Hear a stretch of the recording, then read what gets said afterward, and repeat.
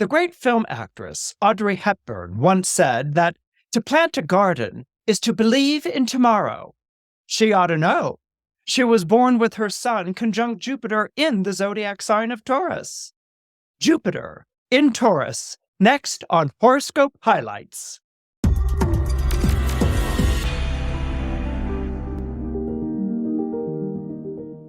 Before we start with this week's episode of Horoscope Highlights, I would like to tell you that the first module of Ruling Planets for Unruly Times is already out. In this first module, we begin with an historical overview where we discover the origin of the ruling planet, what it's like to be a child of that planet, who made up this idea, and why. We will also continue on into what it's like to be a child of the sun, a child of the moon, and a child of Mercury. I'm so excited that I'm going to go ahead and share with you a little snippet of what you can expect with this course right now.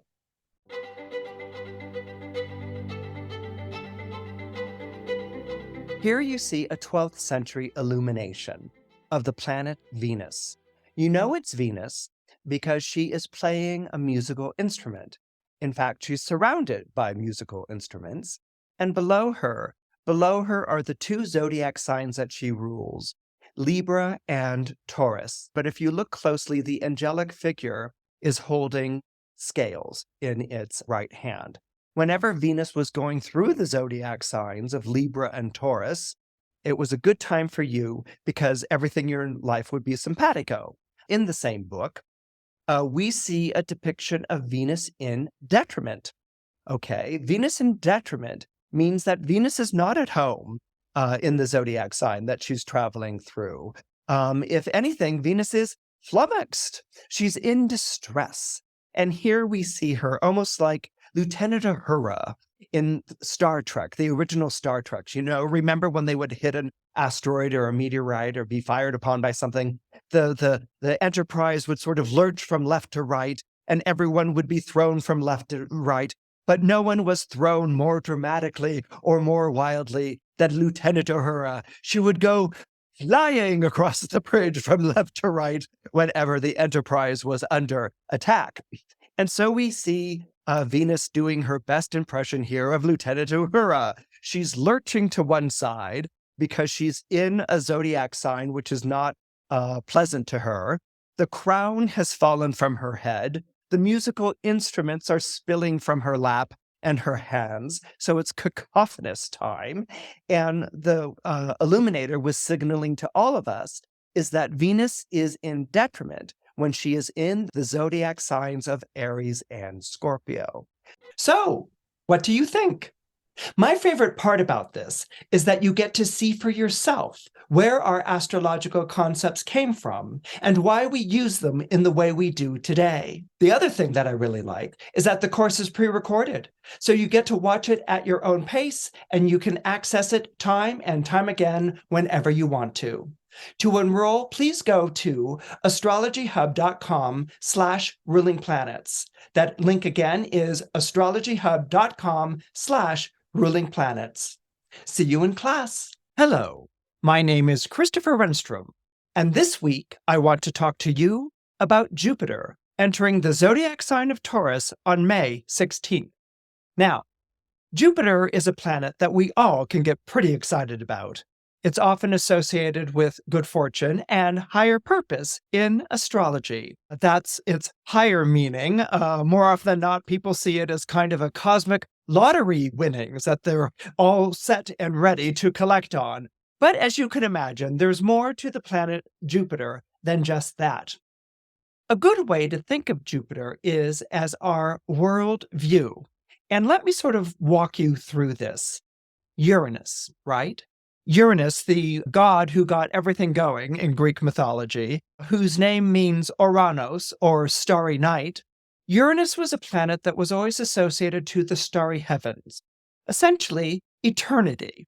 And so eternity always had this sort of remote, distant quality. Uranus himself as a deity was never depicted in a statue because all you had to do was step out at night and look upon the starry heavens, and there would be Uranus. I mean, what sort of statue or sculpture or temple could compete with that. So Uranus was the starry heavens, the nighttime sky. Saturn was the planet that came below Uranus in astrological order. We've spoken before about how Saturn overthrew Uranus and created the world that we live in today, a world that is bound by time. So, where Uranus was the starry night, Saturn was basically two things: the gravity, the weight that held us in place on this planet, and Saturn was also the glass ceiling that we call time, time that separates our mortal lives from the eternity that we long for. But according to the Greeks, we didn't just live in night. We didn't just live struck by the awe of the heavens and in darkness, just looking up at faraway fires burning in the nighttime sky. We had something called the sun. And the sun would rise on a new day. And when the sun rose on a new day, it would bring light and heat to earth. And so the sun was worshipped as the god Apollo.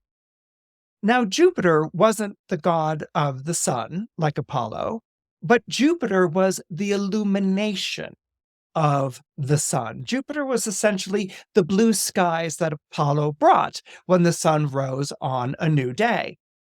Now, I want you to think of a moment of lighting a candle in a dark room at night. If you light a candle, very carefully in a dark room at night and you peer around, you're basically kind of limited to what this candlelight can show you. But if you go ahead and put that candle in a lantern, all of a sudden the light spreads around the room and you can see much more fully. You can see much more clearly in the darkness. Well, this is basically what Jupiter represented in astrology, but more specifically to the Greeks.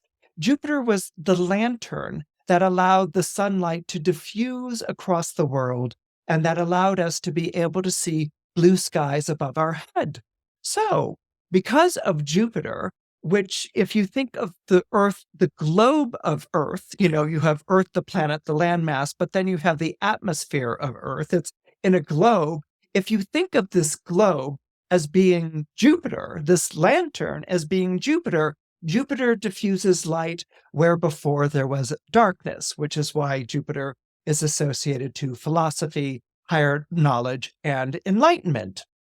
So, with Jupiter providing this globe, this ability to see long distances, to see the blue sky, to admire the clouds floating overhead, and to inspect the flowers that are growing beneath our feet, and to delight in their aroma and beauty, these were all seen as gifts of Jupiter, what Jupiter brought to all of us. So in this regard, this is how Jupiter was associated to our worldview. And so our ability to see long distances, our ability to revel in nature and to celebrate life, this lent itself to things like philosophy, to religion, the way that you viewed the world, the way that you thought or believed the world should work. Okay, all of these ideas, philosophy, religion, spirituality, the printed word, were all associated to the planet Jupiter. So if it made sense that Jupiter ruled our worldview, it wasn't too much of a stretch to see that Jupiter was also associated to God. And so that's what Jupiter represents in your chart. It doesn't necessarily represent your religion or your creed per se, but it represents God. It represents what you believe God to be. For instance, do you believe in a monotheistic God, in a pantheistic, in atheistic, or even agnostic? Do you believe that there's no such thing as God at all?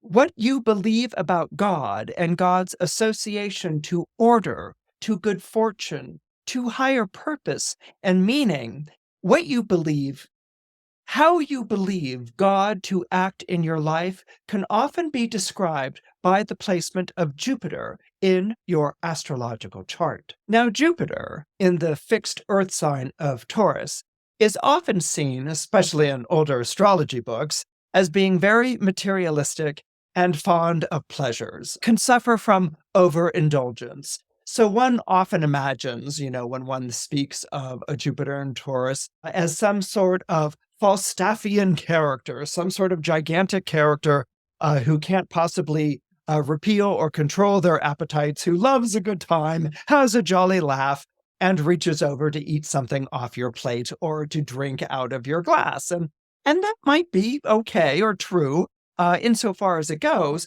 But in my opinion, it doesn't really show much imagination. What Jupiter in Taurus often puts me in mind of is a parable that appears in the gospel according to Matthew. In this instance, Jesus is speaking, he's telling a story. That's what a parable is. And it goes like this. He begins, imagine a sower going to sow. As he sowed, some seeds fell on the edge of the path, and the birds came and ate them. As he sowed, other seeds fell on patches of rock, where they found little soil, and sprang up straight away, because there was no depth of earth. But as soon as the sun came up, they were scorched, and not having any roots, they withered away. And then there were other seeds. There were other seeds that fell among thorns, and the thorns grew up and choked them. And finally, there were seeds that fell on rich soil where they produced their crop, some 100-fold, some 60, some 30. Listen, anyone who has ears. I love this parable so much. Well, I love this parable so much because I love to garden. All right. So it puts me immediately in mind of gardening. And when we remember that Jupiter talks about our relationship to God, to goddess, whatever we relate to as being the divine in our lives, and that acts in our lives, whenever we talk about that and we connect that to Jupiter, we connect the idea of growth. All right. And so Jupiter is very much associated with growth because he's connected to the Roman god of fertility, who was Jupiter, who planted many a seed in his different liaisons with goddesses, nymphs, and mortal princesses. So Jupiter was a god who spread the wealth of his divinity and of his abundance. So that's something that I always like to keep in mind when speaking about Jupiter. But Jupiter was also a very special god in Greek mythology. With many religions, after the beginning of the world and the creation of humankind, the god who creates the world and the species often retreats from the action, becomes kind of absentee, isn't really involved in life in this world much anymore. But where you have Zeus appearing with the Greeks and his Roman name is Jupiter, you have a very interactive god. You have a god who's often sneaking off away from Mount Olympus to frolic with the mortal folk below on the planet Earth, where he has a much more enjoyable time than he does hanging out with the other Olympians upstairs on Mount Olympus. But what this meant and how this was seen was not only this idea of heaven coming down to earth, of a god who was very much involved in the lives of humankind and wanted to be involved in the lives of humankind. But you have a participatory deity, You have a deity that participates in our lives. And this is one of the reasons why the Greek pantheon was invoked or used, perhaps I guess what we should really say, was repackaged for astrological purposes. Astrology was never a form of Greek god worship, but the gods and their stories inspired and influenced the character and the stories and even the properties of the planets themselves. So here we have a planet Jupiter that's associated to fertility, making life grow, planting seeds. And don't we talk about planting seeds in one's mind or, affecting their imagination or the way that they might see things. I just planted a seed, and where that might grow and flourish and bloom. But in this parable that we're told, which is, I just love it. Imagine a sower going to sow, and as he sows some seeds, and they fall in various places. So there isn't, what is talked about in this parable isn't a divine plan, It isn't like you know, I'm God, or I'm the voice of God, and I'm speaking to you, and you have to listen to me because I'm ordering you around. Okay. That's not the divine that we encounter in this parable. We encounter the divine through a sower of life. And in turn, he sows some seeds on the edge of a path, and birds came and ate them. Okay, that's the first one. So these seeds, we begin with the seeds are being thrown about indiscriminately. Okay. And that says so much about a deity's trust and faith in life here on earth, that these seeds are going to be thrown about indiscriminately, and let's see what happens. And it's a marvelous analogy to associate with astrology, because astrology often swings between the two poles of fate and almost predestination. What is my chart saying? And is it going to be a good life or a bad life? Or it leaves you with freedom of choice and freedom of being, and the stars or the planets show up as guides, as helpers in some way. And I like using this as an analogy of the planets, because the planets don't dictate how we're going to live our lives. They spread their influence. I mean, we're talking about Jupiter today, but Mercury has influence, Venus has influence, Uranus and Pluto have influence. Okay, so there's the sowing of the seed.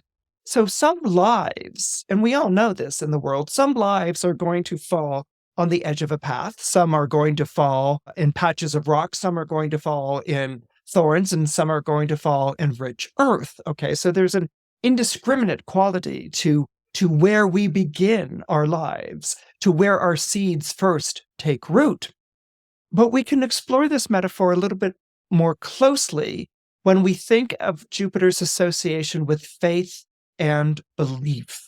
Okay, and here I'm talking about a spiritual faith, but I'm also talking about a faith in humankind and a faith in society, because Jupiter is a humanitarian planet.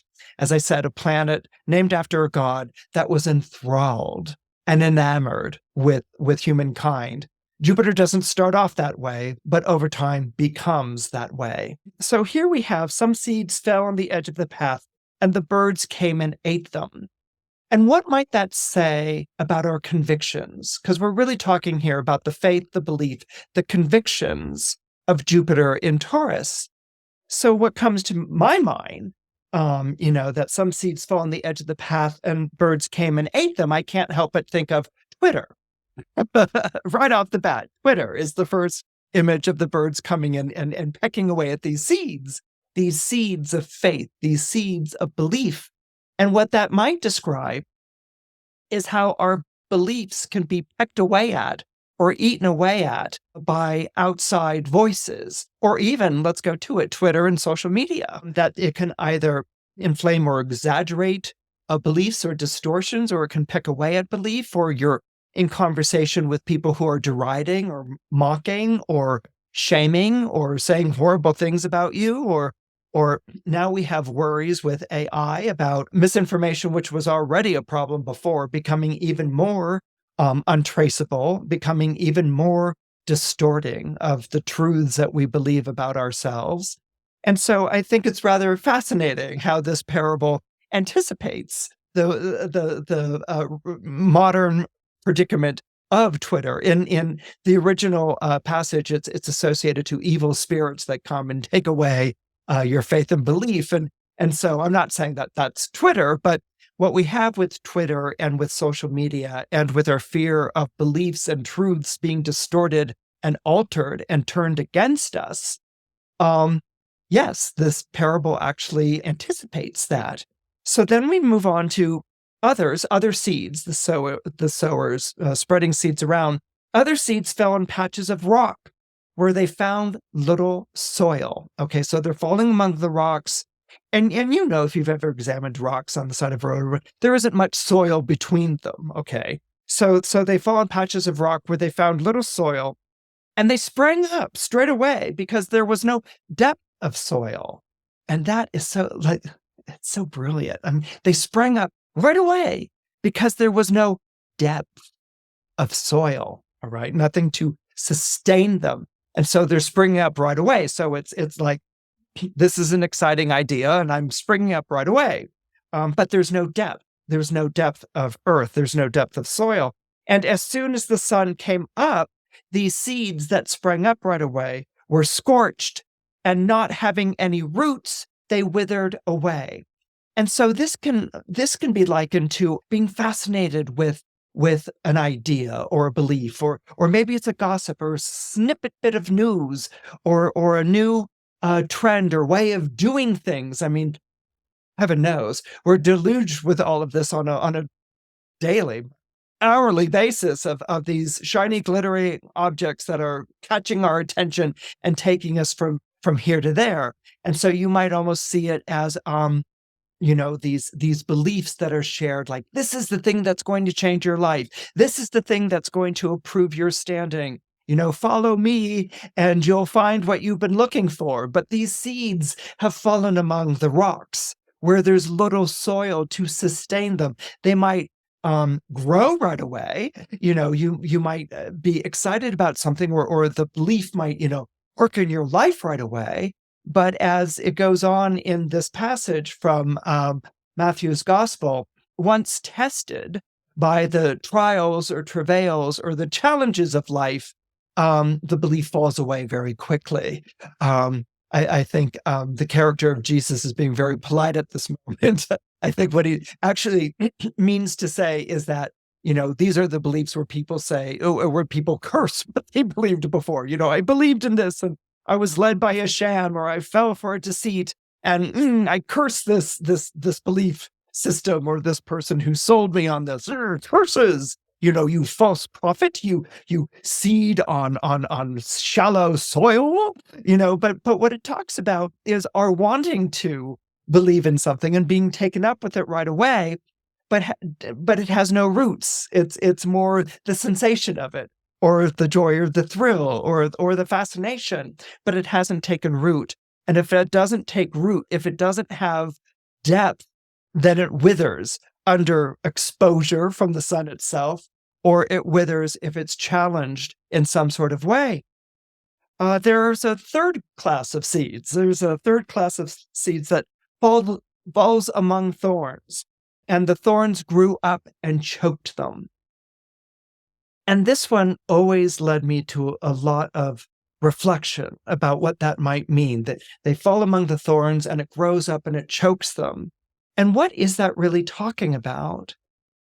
And what that said to me was that it talks about circumstances, thorny circumstances, tough circumstances, dilemmas with no easy answers, or circumstances that are just so overwhelmingly difficult that they choke the life out of belief itself, out of the sustenance of the soul itself. And so I found that fascinating, because that's something that often, as an astrologer, I'm asked, which is, how do I know I'm living a good life? Or how do I know that I'm going to be getting something out of my life that is substantial or fulfilling? Or how much longer is this bad luck going to follow me around? Or I have faced all of these challenges and they're so daunting that I want to hold out hope and faith and belief, but I feel crushed under the weight of these circumstances, or just the onslaught of the difficulty. Like, it never, ever lets up. What is there any sort of hope here? And the seeds that fall among the thorns, that fall in those places that prick and that poke and that cut and that hurt and that wound. How can we expect anything to grow if the circumstances are just so difficult? They're so austere and they're so painful. And how can we not give over to the pain and the despair and the misery? That one is a very, very difficult one, and a very rich one to contemplate, where those seeds fall. The parable winds up with this last batch of seeds. And then finally, there are others. There are other seeds that fell on rich soil and produced their crop, some 100-fold, some 60, some 30, Listen, anyone who has ears. I want to break that into two parts. What I love is that others fell on rich soil and produced their crop, that circumstances were conducive to supporting the life of this seed, of this belief, of this conviction, of this faith. And they produced their crop, some 100-fold, some 60, some 30.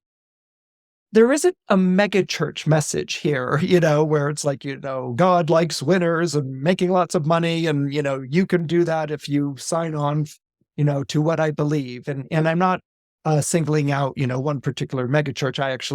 I was using that phrase more universally, but any sort of religion that is about profiting and making lots of money, okay? Something which has often been associated to Jupiter and Taurus, which is why I wanted to talk about this particular parable, because there's more to Jupiter and Taurus than that. And in addition to that, what I love about the way that this parable begins to wrap up is that some of you are going to have 100-fold, some of you are going to have 60, and some 30. So this Jupiter and Taurus isn't about winning the lottery and seeing your life transformed.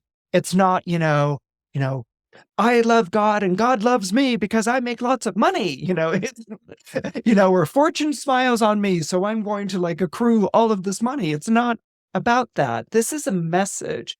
This is a beautiful message tucked within the folds of this parable. This is a beautiful, optimistic message about living in this world. Yes, we want our seeds to fall on rich soil, and some of our lives, our seeds have indeed fallen on rich soil, and some of us may produce 100-fold. But what's wrong with 60? What's wrong with 30? What's wrong with 10? What's wrong with 5 or 1? What it's talking about is the divine experience of being alive in this world and thriving and flourishing to the extent that you do.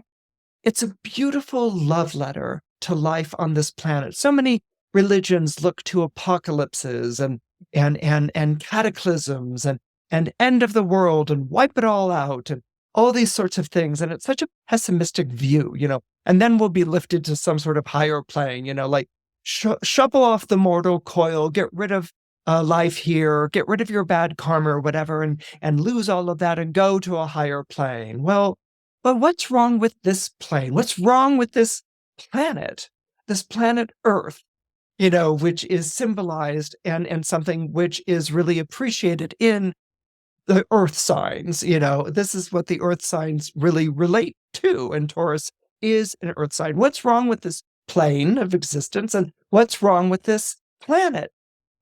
And this is the beauty of Jupiter in Taurus. If you have Jupiter in Taurus, or you're experiencing Jupiter transit through Taurus, you're going to realize that good things do happen under this influence. I mean, there's a robust, fertile quality to Jupiter in Taurus, and you're going to have this feeling that prosperity likes you, and this is something that people born with Jupiter in Taurus really feel like, prosperity likes me.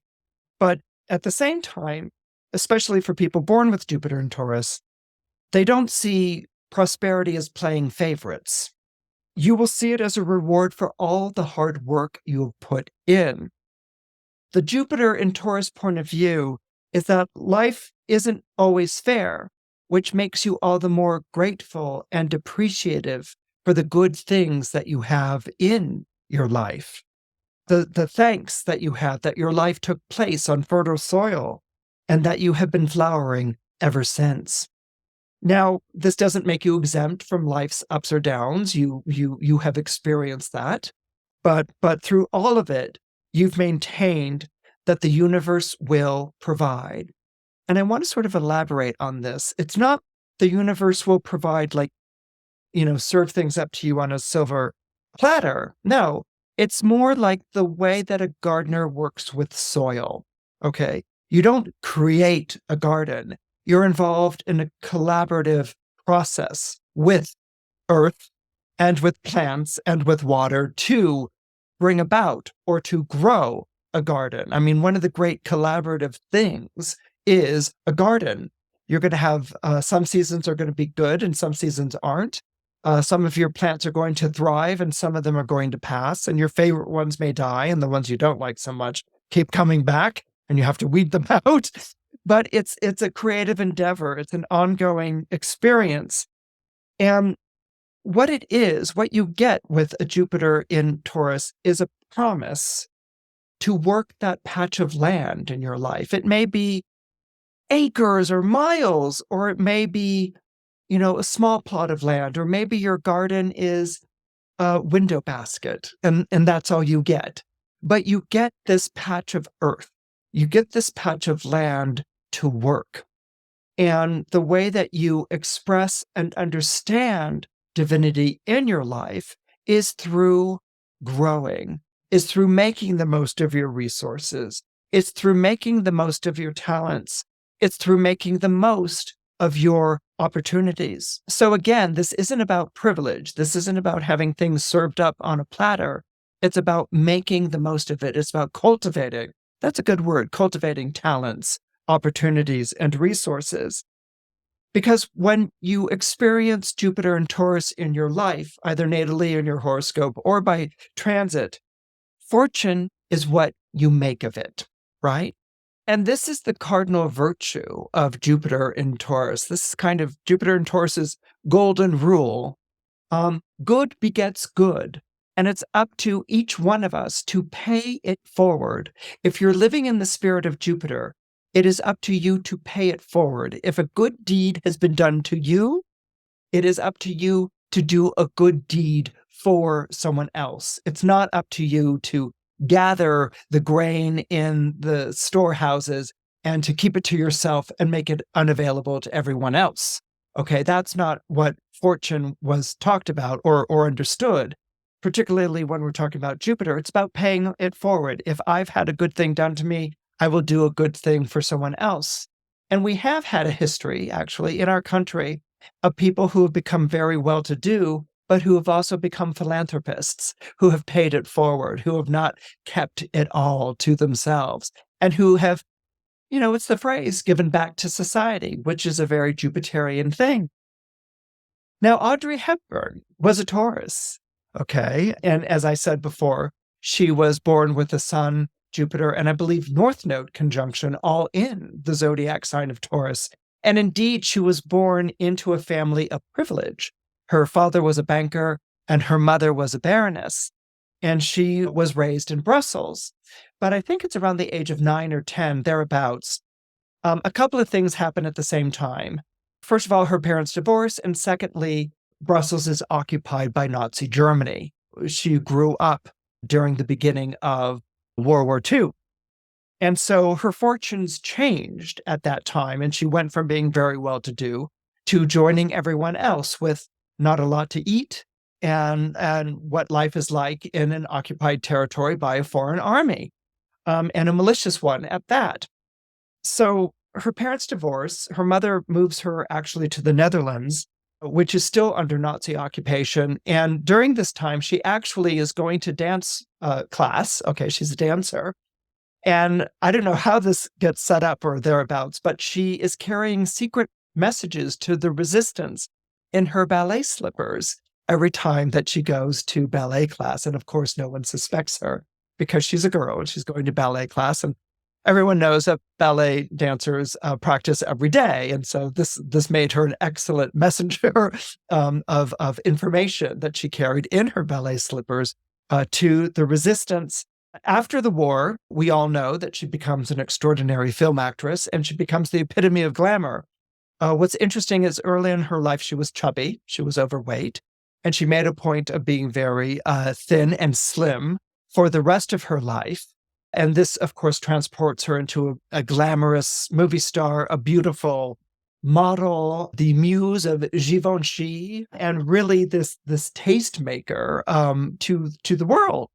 And so what we have here is what could have been a story of someone who, makes it big and that's it. And she can just retire to the Swiss Alps with her Givenchy and be happily ever after. But what happens later on, particularly, well, actually, what happens in 1988 is that she becomes an ambassador to UNICEF, and she works actively to combat world hunger, particularly in Ethiopia, but also other pestilence-ridden or famine-ridden or war-torn countries as well. And she works to turn these battle-worn, these battle-destroyed countries into gardens. And this was her way of giving back. She could have held on to all of this wealth and departed, but instead she deliberately traveled to nations that were battling with famine, that were battling with war, and she did her part to turn those desolate areas into gardens. And that's something that I want you to think about, as Jupiter will be in Taurus from May 16th, 2023 to May 25th, 2024. I hope you enjoyed this week's episode of Horoscope Highlights. Please don't forget to comment, like, and subscribe. Your support means a lot. See you next week.